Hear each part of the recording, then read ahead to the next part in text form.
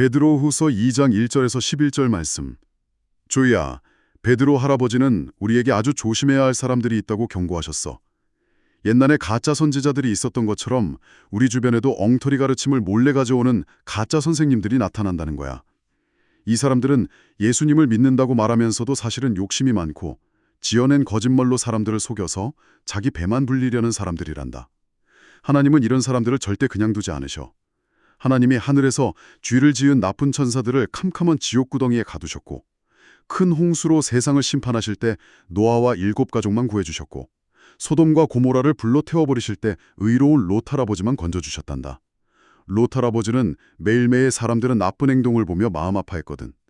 하나님은 이렇게 하나님을 사랑하는 사람들은 위험에서 꼭 구해주시고 나쁜 사람들은 반드시 벌하시는 분이야. 자, 여러분, 오늘 우리가 깊이 파헤쳐볼 자료의 첫 부분입니다. 조엘 할아버지가 손녀 조이에게 들려지는 성경 이야기인데요. 겉보기엔 그냥 평범하고 다정한 동화 같죠? 네, 맞아요. 사실 그냥 들으면 아이들용 성경 공부 교재구나 싶잖아요. 그런데 이 텍스트를 한꺼풀만 벗겨보면 그 안에 베드로후서 2장에 아주 날카롭고 무거운 신학적 주제들이 꽉 차 있습니다. 진짜 그래요. 저도 처음엔 아이에게 들려주기에는 심판이나 지옥 같은 개념이 너무 무서운 거 아닌가 생각했거든요. 막 타락한 천사들의 대홍수에 소돔과 고모라 멸망까지 나오잖아요. 그게 보통 어른들의 자연스러운 반응이죠. 아이가 악몽을 꿀까 봐 적당히 아름다운 이야기만 들려주고 싶어 하니까요. 하지만 이 자료는 세상을 그저 아름답게만 포장하지 않습니다. 오히려 아주 강력한 현실주의적 경고를 던지고 있죠. 그러니까 온실 속에 아이를 가두는 게 아니라 세상의 의도를 가지고 접근하는 가짜들이 있다는 걸 똑바로 알려주는 거군요. 정확합니다. 그리고 이 경고를 뒷받침하기 위해서 방금 읽어주신 3가지 거대한 심판의 예시를 끌어온 건데요. 여기서 아주 치밀한 의도를 발견할 수 있습니다. 어떤 의도인지 벌써 막 궁금해지는데요. 단순히 말 안 들으면 벌 받는다 하고 겁주려는 건 아닐 테고요. 네, 아닙니다. 표면적으로는 무시무시한 파괴에 압도되기 쉽지만 텍스트의 초점은 파괴 그 자체가 아니에요. 이어지는 내용을 보면 홍수 속에서 살아남은 노아의 가족, 불타는 도시에서 건져진 롯 할아버지처럼 생존자들에게 렌즈가 촥 맞춰집니다. 듣고 보니까 뉘앙스가 확 다르네요. 다 죽었다 이게 아니라 이 무서운 난장판 속에서도 이 사람들은 정확히 살아남았다. 이걸 강조하는 거였어요. 하나님은 정말 세심하신 분이군요. 맞습니다. 심판의 스케일이 거대할수록 그 절망적인 카오스 속에서 진리의 길을 걷는 자들을 찾아내 구출하시는 하나님의 섬세함이 극적으로 돋보이는 거죠.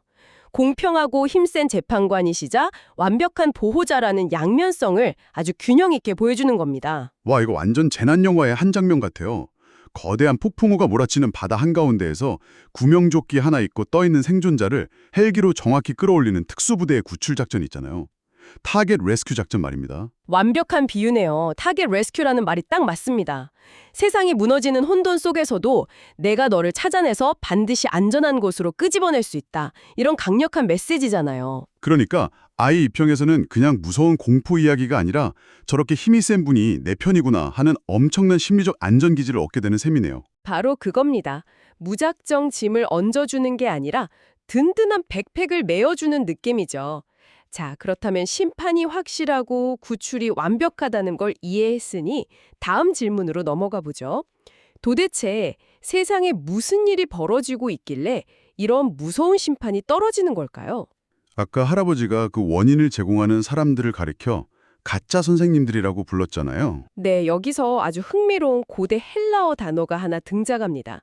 바로 푸슈도 디다스칼로스라는 단어인데요. 푸슈도 디다스칼로스요? 단어가 좀 길고 무거운데 정확히 무슨 뜻인가요? 가짜를 뜻하는 푸슈도와 선생님을 뜻하는 디다스칼로스가 합쳐진 합성어입니다. 한마디로 거짓 교사들이죠. 그런데 여기서 무서운 건 이들이 악당의 얼굴을 하고 나타나지 않는다는 겁니다. 텍스트에도 나왔었죠. 예수님을 믿는다고 말하면서 사실은 자기 배만 불리려는 사람들이라고요. 겉으로는 번지르르한데 속은 철저히 계산적이라는 거잖아요. 맞습니다. 할아버지는 손녀에게 이들의 가르침을 아주 기가 막히게 비유했어요. 화려하고 맛있어 보이지만 사실은 영혼의 독이 되는 불량식품 같다고요. 영혼의 불량식품. 와, 저 이 메타포를 보고 진짜 무릎을 쳤습니다. 너무 확 와닿지 않나요? 그렇죠. 불량식품의 본질을 생각해보면 진짜 탁월한 비유입니다. 불량식품이 몸을 망치면서도 입에는 제일 달콤하잖아요. 뇌의 도파민을 즉각적으로 자극하니까요.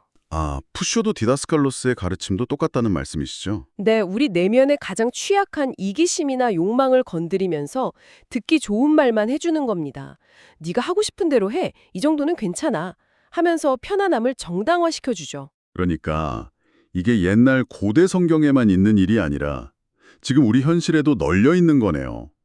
당장 스마트폰만 켜봐도 유튜브나 소셜미디어에 조회수 올리려고 자극적인 가짜뉴스 퍼뜨리는 채널들 엄청 많잖아요. 네, 바로 그겁니다.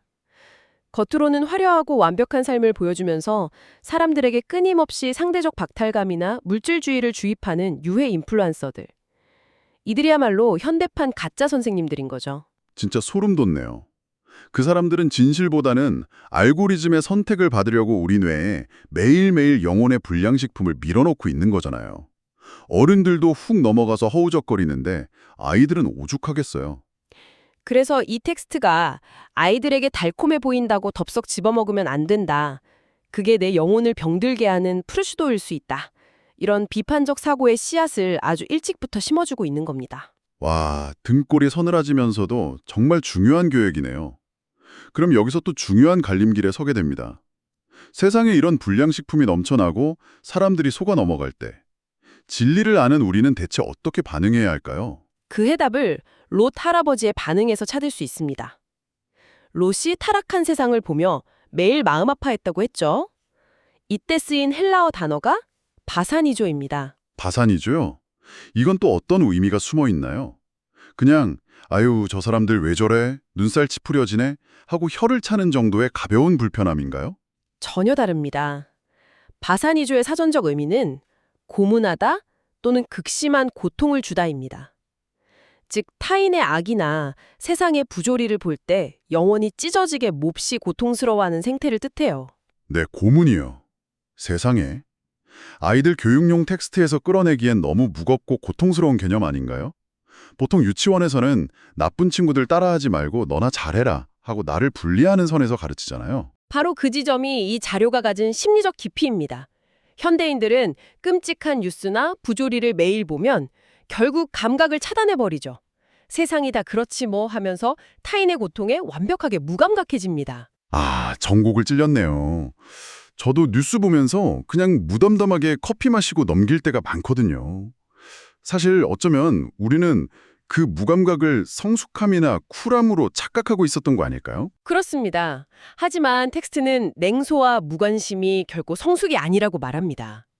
진리를 아는 자의 진정한 태도는 세상의 악에 휩쓸리지 않으면서도 동시에 롯처럼 바사니조의 고통을 잃지 않는 겁니다. 세상을 향한 깊은 공감과 애통함이죠. 와, 고통을 느끼지 못하면 병든 몸인 것처럼 세상의 거짓말에 아파하지 않는 마음은 이미 병든 마음인 거네요. 단순히 아이한테 나쁜 짓 하지 마라는 규칙을 넘어서 세상을 바라보는 깊은 윤리적 감수성을 가르치는 거였어요. 맞습니다. 그런데 이런 훌륭하고 거대한 신학적 깨달음도 머릿속에만 있으면 아무 소용이 없겠죠. 일상에서 구체적인 행동으로 어떻게 착지할지가 중요합니다. 저도 동의합니다. 그래서 이 자료에 결단과 적용 파트가 정말 흥미롭더라고요. 아이가 유튜브나 친구들의 유혹에 안 넘어가겠다고 다짐하는 과정이 나오잖아요. 성경 안 들어도 돼, 거짓말 조금 해도 돼 하는 그 풀슈도의 속삭임을 거부하는 거예요. 네, 바사니조의 마음으로 진리를 씩씩하게 지키겠다는 지극히 현실적인 결단이죠. 특히 그 마지막 행동 지침이 아주 인상적입니다. 아, 저 그 부분 읽고 진짜 빵 터졌잖아요. 아이가 집에서 장난감 청소기를 들고 와서 윙윙 돌리면서 내 마음에 있는 나쁜 가짜 생각들은 다 쫓아낼 거다 하고 방을 청소한다는 부분이요. 솔직히 귀엽긴 한데 심판 이야기하다가 너무 뜬금없지 않나 싶기도 했거든요. 저는 감히 이 대옥이 텍스트 전체를 통틀어 가장 탁월한 교육적 메커니즘이라고 평가하고 싶습니다. 눈에 보이지 않는 영적인 결단을 장난감 청소기를 돌리는 감각적이고 물리적인 행동과 연결해버린 거거든요. 아하, 인지 심리학에서 말하는 뭐 그런 건가요? 추상적인 생각을 몸의 움직임으로 기억하게 만드는 거예요. 네, 정확합니다. 체화된 인지라는 개념이죠. 가짜 가르침을 거부하겠다는 결심은 어른들도 며칠 지나며 까먹기 쉽잖아요. 그런데 이걸 청소기에 윙윙거리는 소리와 바닥을 미는 근육의 감각으로 뇌에 완벽하게 각인시키는 겁니다. 와, 진짜 소름 돋네요. 나중에 유치원에서 친구가 유혹하거나 이상한 영상을 보게 될 때 머리로 어려운 성경 구절을 떠올리는 게 아니라 손끝에 남아있는 그 청소기의 진동을 무의식적으로 떠올리게 된다는 거잖아요. 마음을 정화하는 스위치를 만들어준 거군요. 그렇습니다. 신학적 지식을 삶의 무기로 변환시켜 아이의 손에 직접 쥐어주는 가장 강력한 결론이죠. 듣고 보니 장난감 청소기는 절대 유치한 놀이가 아니었네요.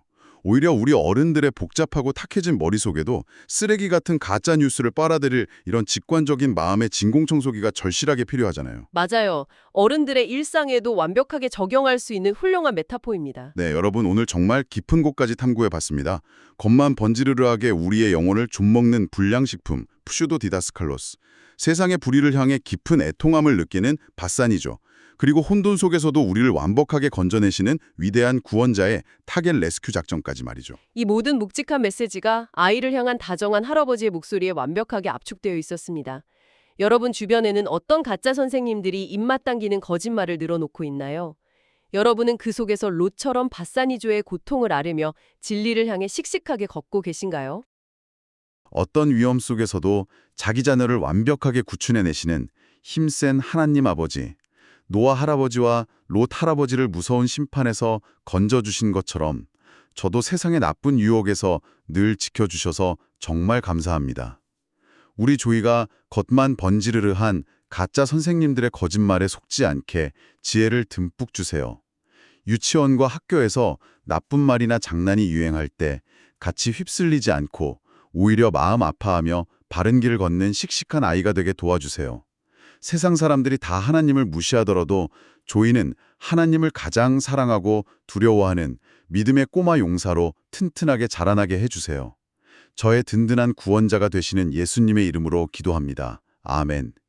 우리 조이, 오늘은 장난감 청소기를 윙윙 돌리며 내 마음에 있는 나쁜 가짜 생각들은 다 쫓아낼 거다 하고 씩씩하고 깨끗하게 마음을 청소하는 하루를 보내렴.